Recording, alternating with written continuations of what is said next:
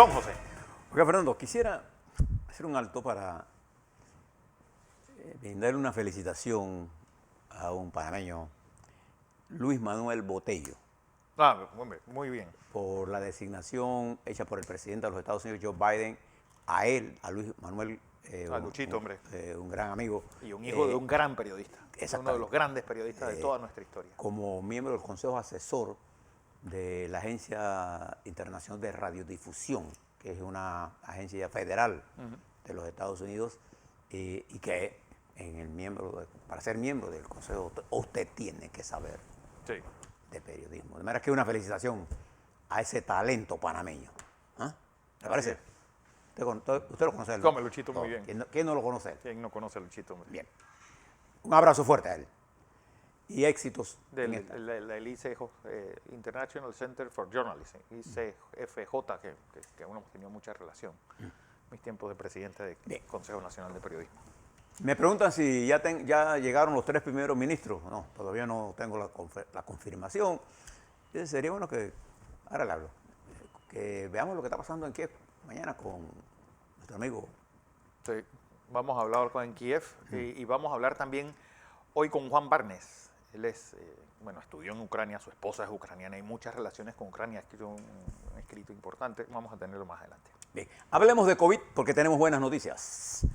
El índice de positividad que nos dio el MINSA ayer está en 4%.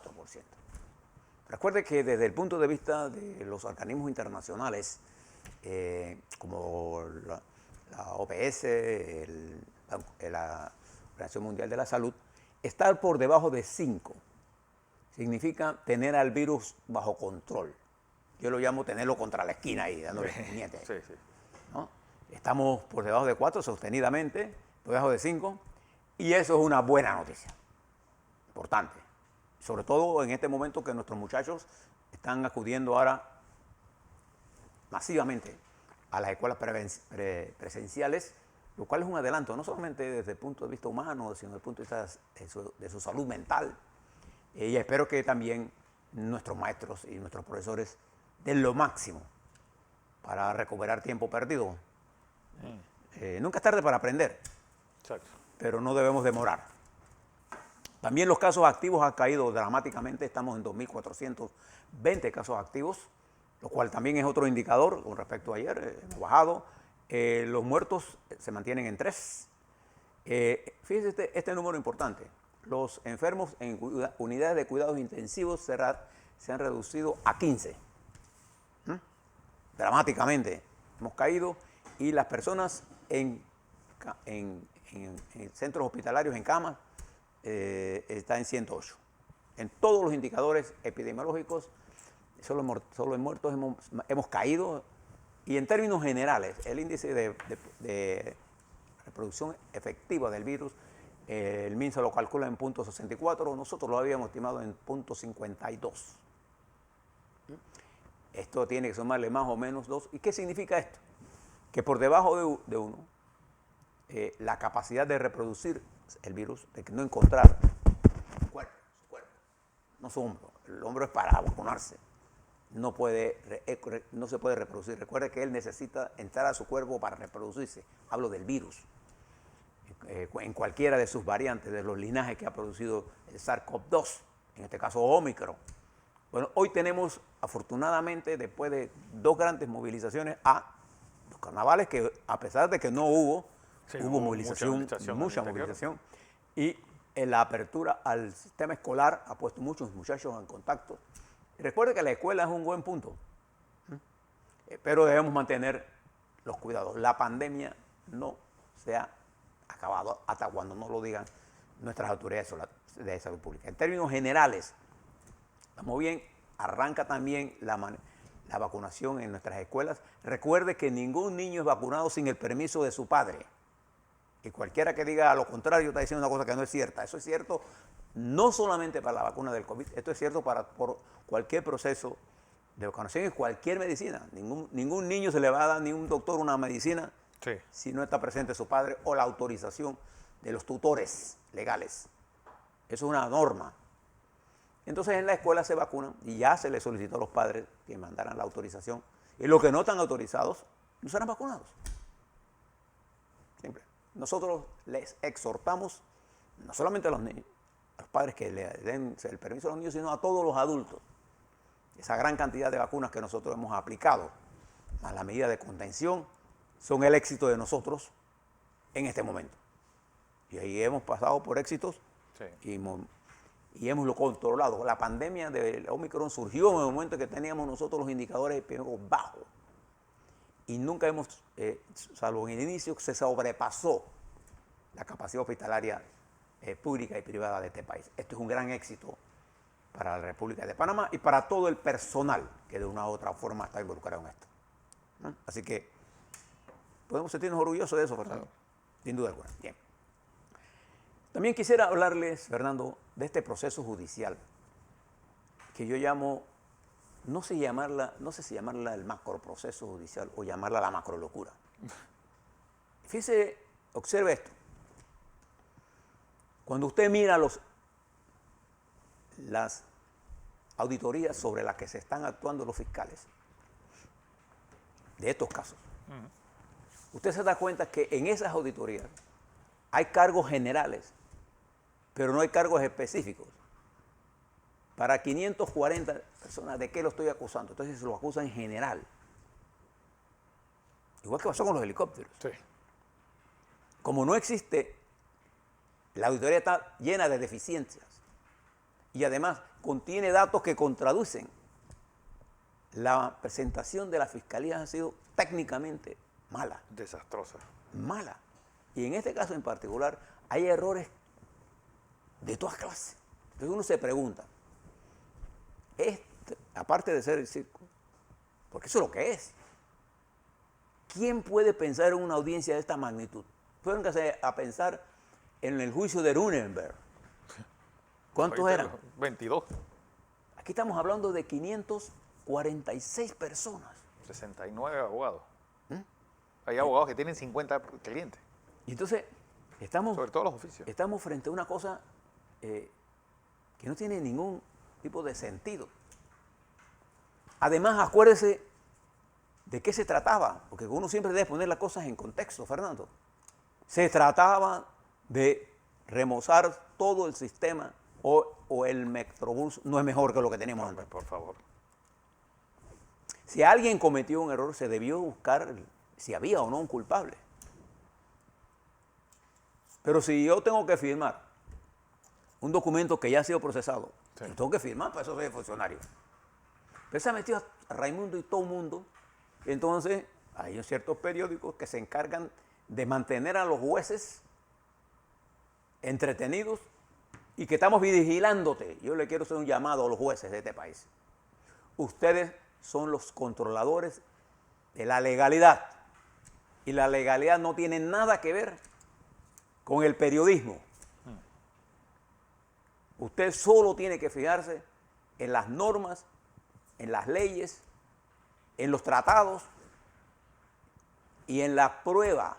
El expediente es la verdad. La verdad no está en la calle, en la avenida 12 de octubre. No hay ninguna de las dos aceras. Ninguna. Entonces teníamos que tener claro. Y si los jueces nuestros no demuestran independencia, porque esa es la independencia. Cada vez que un juez toma una decisión, una parte se ve afectada y otra no. Sí. Entonces queremos que los jueces sean independientes siempre que hagan lo que yo quiero. Sí. ¿No? Si no le hago el fusilamiento mediático que le hicieron al juez Leslie Loaiza. Sí. La gente valiente. Y además, hay expedientes en donde las autoridades de la pasada administración le decían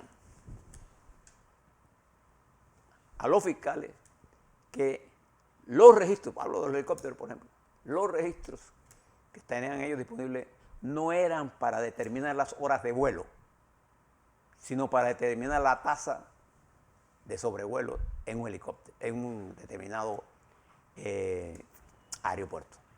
Y a pesar de eso, el expediente está lleno de errores técnicos y ni siquiera se utilizó la información del contrario para todo expediente judicial. El contradictorio. El contradictorio debe estar en el seno del análisis de las auditorías forenses. Y fundamentalmente, las recomendaciones para que eso no ocurra. Y vaya usted lo que ha pasado. Entonces yo creo que hoy dependemos de esa independencia, señores jueces. Y no dejen que y no estén trabajando para la grada. Trabajen para la justicia. Eso es lo que tenemos que hacer. Bien. Además de eso, fíjese, esto está ocurriendo en el marco, Fernando, de desarrollo de procesos políticos en este país.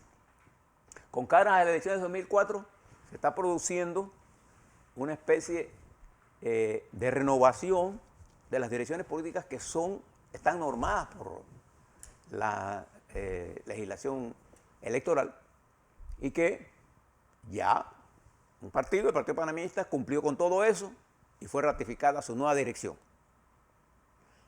El Partido Revolucionario Democrático entra en un proceso electoral que tiene dos fases. La fase que termina a final de marzo, donde se van a elegir los delegados, y la fase en que esos delegados se reúnen para escoger la nueva dirección del colectivo. Eso es en mayo 15.